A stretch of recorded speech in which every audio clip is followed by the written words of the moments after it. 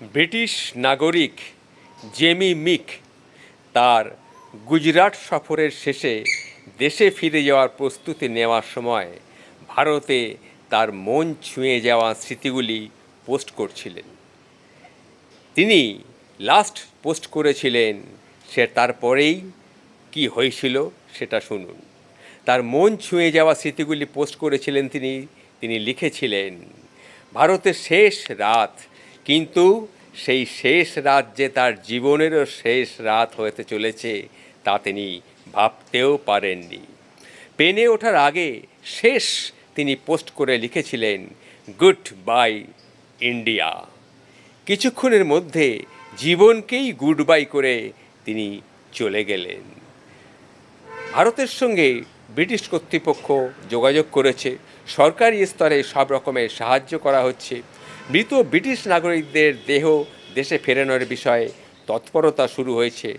এখানেই শেষ নয়, এরপর কী কারণে দুর্ঘটনা তা জানতে তদন্ত রিপোর্টও চাইতে পারে ব্রিটিশ সরকার।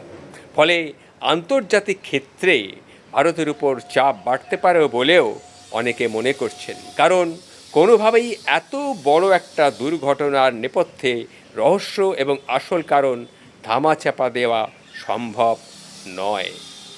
লন্ডন ভিত্তিক যোগব্যায়ামকারী প্রেমী জেমি মিক তার গুজরাট সফর শেষে দেশে ফিরে যাওয়ার প্রস্তুতি নেওয়ার সময় ভারতে তার মন ছুঁয়ে যাওয়া স্মৃতিগুলি পোস্ট করেছিলেন।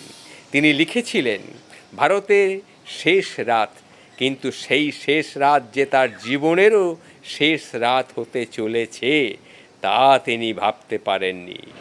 বৃহস্পতিবারের দুর্ঘটনায় তার মৃত্যু হয়েছে। প্লেনে ওঠার আগে শেষ ভিডিও পোস্ট করে লিখেছিলেন, গুড বাই ইন্ডিয়া। কিছুক্ষণের মধ্যে জীবনকে গুড বাই করে তিনি নিজেই চলে গেলেন।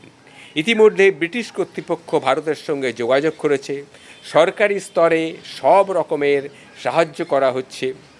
ব্রিটিশ নাগরিকদের দেহ দেশে ফেরানোর বিষয়ে তৎপরতাও শুরু হয়েছে। এখানেই শেষ নয়, এরপর কী কারণে দুর্ঘটনা তার রিপোর্টও জানতে চাইতে পারে ব্রিটিশ সরকার। ফলে আন্তর্জাতিক ক্ষেত্রে ভারতের উপরে চাপ সৃষ্টি হতে পারে। আহমেদাবাদে লন্ডনগামী বিমান দুর্ঘটনায় মর্মান্তিক ব্রিটেনের প্রধানমন্ত্রী কেয়ার স্টারমার। এই বিমানে প্রায় 53 জন ব্রিটিশ নাগরিক ছিলেন। স্বাভাবিকভাবেই ব্রিটেনে এই ঘটনায় চাঞ্চল্য এবং শোকের ছায়া নেমে এসেছে।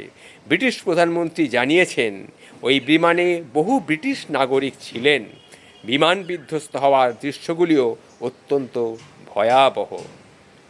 আমি এই যে ভিডিওটি আপনাদের সামনে তুলে ধরলাম, এটি একটি সংগৃহীত ঘটনা। এই ঘটনাটি আমি আপনার সামনে বিভিন্ন পত্রিকা থেকে সংগ্রহ করে আপনাদের সামনে তুলে ধরলাম। নমস্কার।